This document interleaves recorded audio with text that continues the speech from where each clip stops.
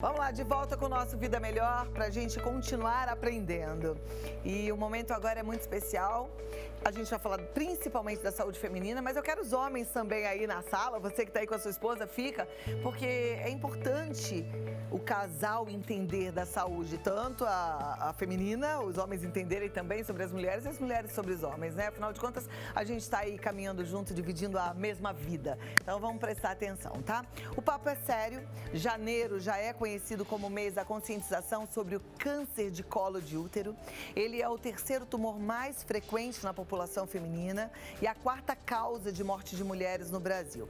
Todo ano, infelizmente, cerca de 5 mil mulheres morrem vítimas do câncer de colo de útero. E a principal causa desse número é a desinformação, falta de informação. Para nos explicar melhor quais os sintomas, os exames preventivos, o tratamento, eu recebo o ginecologista e obstetra, Dr. Alessandro Neves. Muito bem-vindo.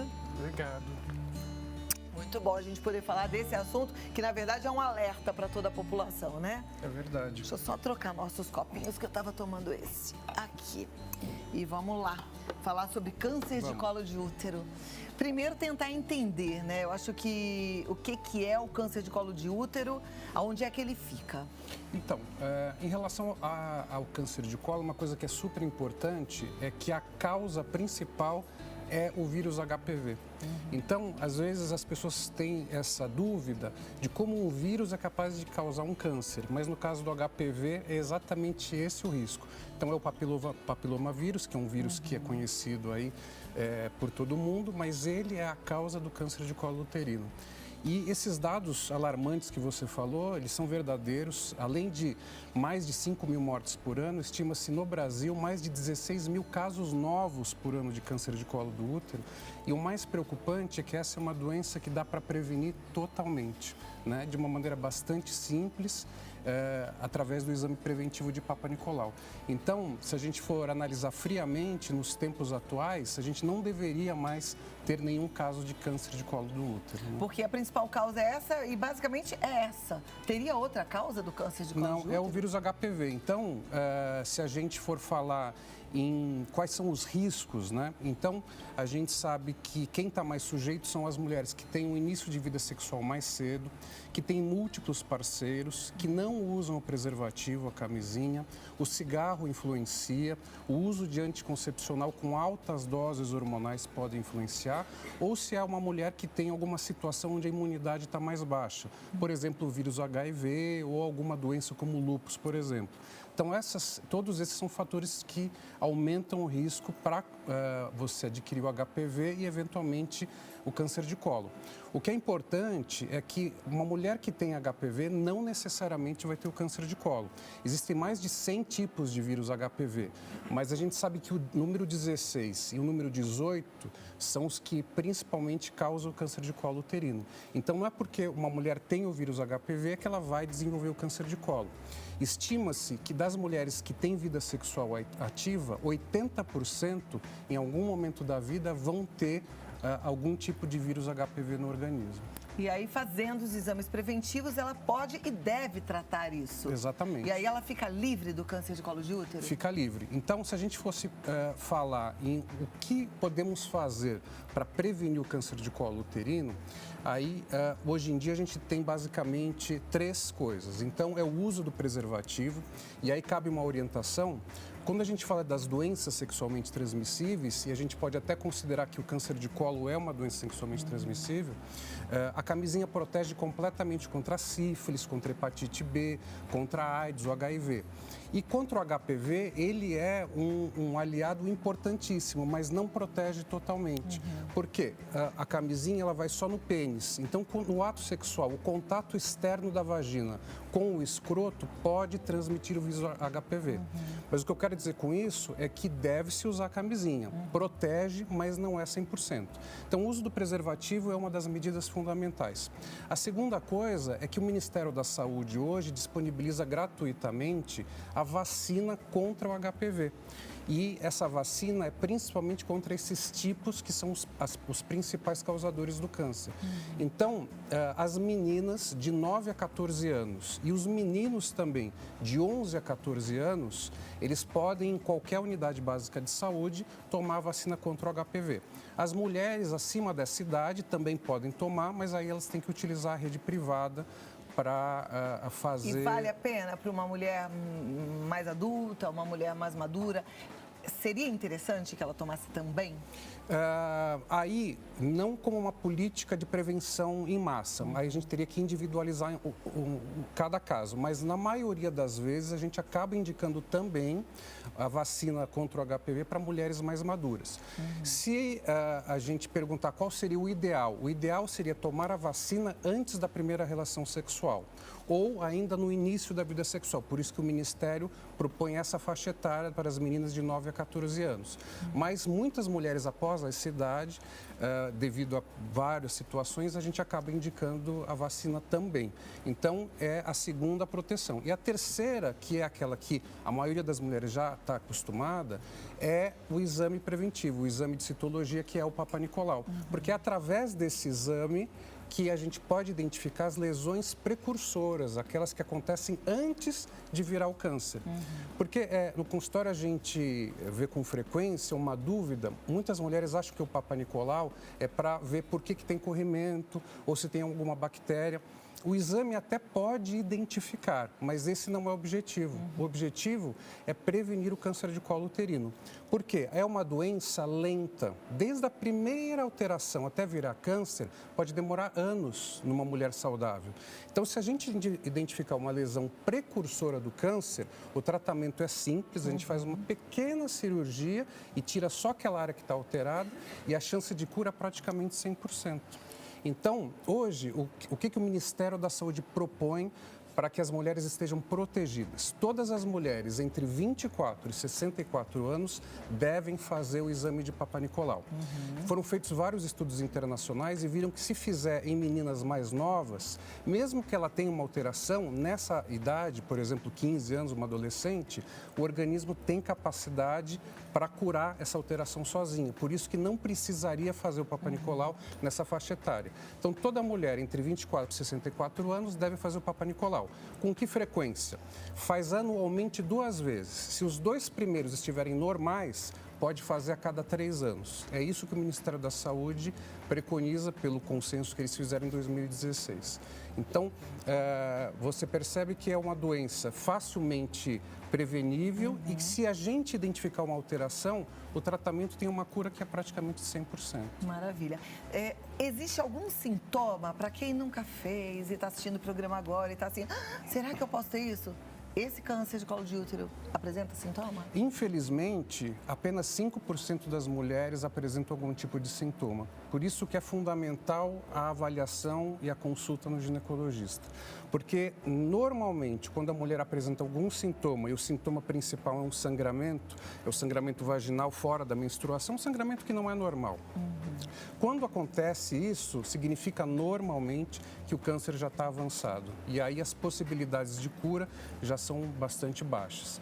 Então, o ideal, e infelizmente, por conta da desinformação que você falou, e ainda, infelizmente, um mito de ir ao médico ginecologista, a gente ainda tem mulheres com vida sexual ativa, mulheres maduras que nunca foram ao ginecologista, que nunca fizeram Papa Nicolau e que, eventualmente, têm um sintoma diferenciado, procuram um médico e aí já é tarde demais. Porque então, a gente precisa... Quanto antes entra com tratamento... Essa é uma regrinha que... Maior a chance de cura, né? E o câncer, existem cânceres que são mais ou menos agressivos. O câncer de colo uterino, ele é menos agressivo. Então, existe um tempo para que a gente possa identificar a lesão e tratar. Tanto que o Ministério fala, depois de 2 exames negativos, você pode fazer o outro depois de 3 anos. Então, é uma doença de evolução lenta. Então, a gente tem esse tempo que é super importante para identificar a lesão e e a chance de cura é Agora, total. seguindo ao pé da letra essa indicação do Ministério da Saúde, né? Porque é muito comum dos brasileiros falar, é para fazer durante os 2 primeiros anos uma vez por ano? Então tá, se eu fizer em 2 anos... Não, é para seguir ao pé da letra, senão você está colocando a sua saúde em risco. Agora vamos lá, de volta aqui com o doutor Alessandro Neves e as perguntas da turma. Você trouxe aí um protótipo do aparelho feminino, né? É verdade. A gente falou sobre isso na semana passada, a gente até viu, mas é legal a gente dar uma olhada aí. É verdade. A gente trouxe para identificar do que a gente está falando. Então, esse aqui é o útero, né? Quando a gente pensa em útero, normalmente a gente pensa em gravidez, pensa que o útero é grande, mas esse aqui é um tamanho próximo do tamanho real. É um útero pequeno. E essa ponta aqui do colo uterino, que é o que sai para a vagina, que é o colo do útero. Então, a gente está falando dessa parte aqui. E o exame preventivo, que a maioria das mulheres conhece, mas muitas ainda, infelizmente, não, é um exame que incomoda um pouco, mas é super rápido e salva vidas. Então, a gente coloca o espéculo, que também é conhecido como bico de pato, que é um instrumento bem simples, e a gente, com uma espátula de madeira, simplesmente faz um raspado, raspa aqui o colo do útero e colhe as células para fazer o exame de Papa Nicolau. Então, é um exame bastante simples, barato de ser feito, pode ser feito em qualquer consultório ou numa unidade de saúde e que pode salvar a sua vida. Agora, um alerta aqui. Eu conheço um monte de mulheres que faz o exame, não vai olhar o resultado, não volta no médico. Aí, gente, não adianta nada, né? Não é fazer, eu fiz o Papa Nicolau, viu o resultado, voltou no médico. Se não, é como se não tivesse feito. É verdade. Porque isso é impressionante. O quanto eu ouço de gente falando que fez e acha que está tudo certo porque fez. Existe uma confusão na prevenção. Então, muita gente tem a ideia de que o ato de fazer o exame é que previne. Na verdade, você está fazendo uma prevenção para o seu organismo. Então, você precisa, obviamente, ver o resultado, né? Exato. Vamos às perguntas. Vamos lá, a primeira pergunta a gente acompanha agora. Cadê? Vai aparecer aqui no vídeo wall? Vai? Vai ou não vai? É pegadinha. Vai lá. Faz 10 anos que tomo anticoncepcional. Gostaria de saber se pode ocasionar mioma. Não, o uso do anticoncepcional, ele não causa mioma. O mioma é um tumor benigno, né? Que algumas mulheres têm, outras não. É uma predisposição pessoal e o uso do anticoncepcional não vai causar o mioma, né? Não é a causa do mioma. Minha pergunta, mioma pode virar câncer? Não, o mioma é um tumor benigno. Então, muitas vezes nem precisa de nenhum tipo de tratamento. A próxima. É verdade que com a menopausa o mioma desaparece? Pode desaparecer. Uma das coisas que influencia para que o mioma fique no útero é o estrogênio. E a gente sabe que na menopausa o estrogênio cai. Então, essa caída do estrogênio pode fazer ele diminuir e, se ele já é pequeno, em alguns casos pode desaparecer sim. Bom, agora mais uma coisa que eu também estou aprendendo, porque pelo que você falou ali, que o tamanho do útero é muito parecido com esse, um mioma no útero, então deve ser uma coisa muito pequenininha. Pode ter 1 centímetro e a gente às vezes já pegou mioma que tem o tamanho de uma bola de futebol. É mesmo? Então, na verdade, Aí ele faz o útero crescer, faz o expandir. útero crescer. Então, ele não, na verdade, a gente até fala que ele tem um mioma no útero, então não útero no mioma. Então, se ele for muito pequenininho, tiver 1 centímetro ou 2, normalmente não há necessidade de tratamento nenhum. Quando ele cresce demais ou ele está trazendo algum sintoma, como sangramento normal ou dor, aí a gente precisa partir para algum tipo de tratamento. Perfeito. Próxima pergunta. É verdade que esse aqui eu já fiz. O uso de anticoncepcional sem interromper. Eu uso anticoncepcional sem interromper e tenho mioma. Isso prejudica a minha saúde? E como saber quando parar o remédio? Não, o anticoncepcional, o uso do anticoncepcional contínuo não vai diretamente influenciar nem na melhora nem na piora do mioma. O que é preciso ser feito é acompanhar esse mioma.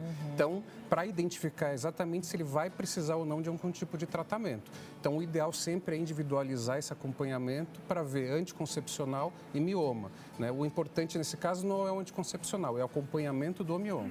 Ok. E esse uso contínuo de anticoncepcional pode ser feito sem problema algum? Sem problema nenhum. Essa é uma dúvida comum no consultório. Muitas pacientes perguntam a respeito da pausa, né? Eu preciso dar uma pausa? Não é necessário nenhum tipo de pausa. Se você está adaptado ao seu anticoncepcional, às vezes essa pausa você pode engravidar. Então, não há necessidade da pausa, a não ser que haja alguma contraindicação, né? Ok. Vamos para a próxima pergunta. Gostaria de saber o que fazer, pois apareceu uma bolha nos lábios da vagina, por dentro, já faz mais de 3 dias. Será que é preciso ir ao médico ou tem alguma coisa que posso fazer? com certeza precisa ir ao médico, né? Porque várias coisas podem desenvolver bolhas. Uma delas é o herpes genital, e que se for herpes precisa de um tratamento específico, ou muitas vezes é apenas uma escoriação, uma coisa mais leve. Sem dúvida nenhuma, é necessário ir ao médico. A verdade, gente, eu sempre falo isso aqui, apareceu alguma coisa esquisita em você, está sentindo alguma dor? Não está normal. Se não está normal, vamos procurar quem estudou para isso, né? Graças a Deus, ele deu capacidade e vocação para os médicos que podem cuidar da gente com tanto carinho. Vamos para a próxima pergunta. É normal ter a libido aumentada durante a menstruação? A libido é uma coisa muito individual. Existem algumas mulheres que não gostam e têm uma libido diminuída durante o período menstrual. Mas muitas mulheres, a libido fica inalterada. E a relação sexual durante o período menstrual não traz problema nenhum, contanto que você tome os cuidados de higiene. Então, não existe uma regra, isso é muito pessoal, mas o fato de você ter vontade de ter relação sexual no período menstrual não significa que tenha nada errado, é perfeitamente normal. Eu já li que muitas vezes a mulher que fica com mais desejo nessa fase, ela relaxa, porque ela fica muito preocupada em engravidar e quando está menstruada não engravida. Sem né? dúvida nenhuma. Então aí ela fica mais tranquila. Próxima pergunta. Gostaria de saber o que pode gerar a falta de apetite sexual. Tenho apenas 65 anos. Bom, com 65 anos, a gente imagina que já esteja na menopausa. Nessa faixa etária, a menopausa é a principal causa. E aí, a gente precisa, lógico, fazer uma avaliação individualizada e existem algumas opções de tratamento. A própria reposição hormonal, muitas vezes, já resolve o problema de libido. Ou a gente pode até usar outros tipos de hormônio, como a testosterona, ou medicamentos que sejam à base de isoflavona, por exemplo, à base de soja, que podem melhorar a libido. Quando é uma mulher que está antes da menopausa, aí a gente já precisa avaliar com mais critério e normalmente está relacionado ao relacionamento. Então, após a menopausa, a gente avalia de um jeito e antes da menopausa de outro. Perfeito. Lembrando sempre que o tratamento e a reposição hormonal é algo bem individualizado. Você precisa ter um médico, precisa ir ao médico, fazer os exames todos. Na verdade, porque tem mulheres que nem podem fazer reposição hormonal por algum histórico familiar aí.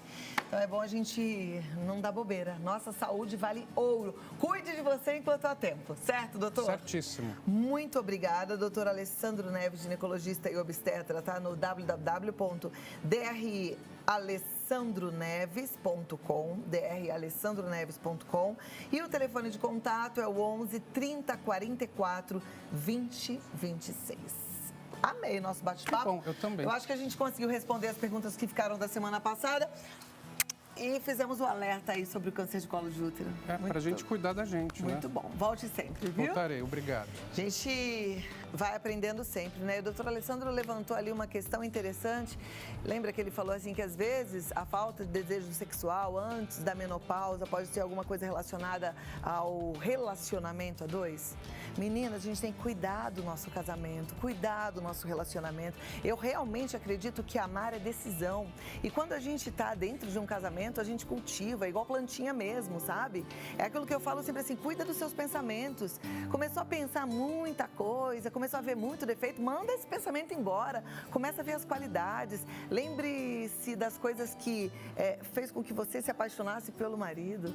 A gente, às vezes, quer mudar o marido, aí quando olha, ele está tão mudado que você já não gosta mais, né? Então, lembra o que era que tinha de bom. Deixa isso aflorar e cuide do seu amor. Já dizia a música, né? Cuide bem do seu amor, tá bom?